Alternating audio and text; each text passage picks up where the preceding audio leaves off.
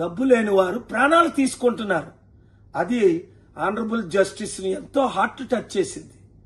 వెంటనే గ్యాంగ్స్ దిగిపోయారు. నిన్న ఢిల్లీలో పార్క్ హోటల్ నుంచి బయటికి తిందామని వెళ్తే చూడండి, బాగా ఫోటోలు చూడండి.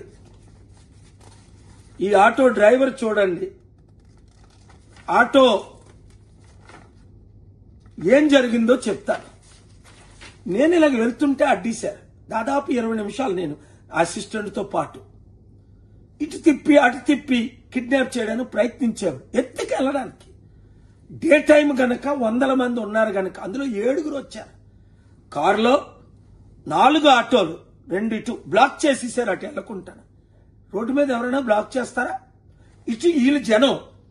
ఒక ఆయన నన్ను నడిపే హోటల్కి ఇలా బయటకు రాగానే మిమ్మల్ని ఎక్కడికి తీసుకెళ్ళాలి? ఆటోవాడు అంటాడు 30 రూపాయలండి, ఎక్కడైనా నడుపుతానని.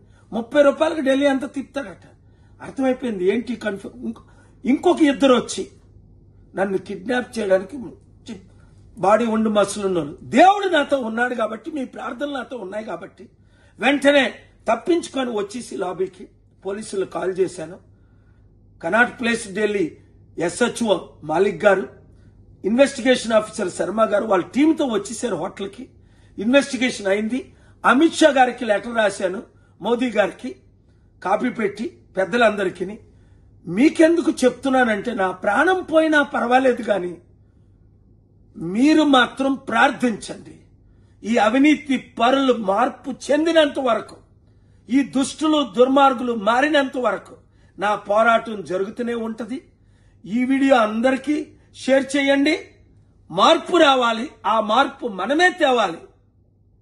ప్రజాశాంతి పార్టీ ద్వారా మార్పు జరుగుతుంది అన్నవారు అందరూ ఈ విషయంలో చాలా సీరియస్గా ఉండండి. మీరు వీడియో షేర్ చేయండి. Thank you very much for your sincere prayers. God bless you. Rolling. Do subscribe Saksham Vizag. Watch, like, share and comment.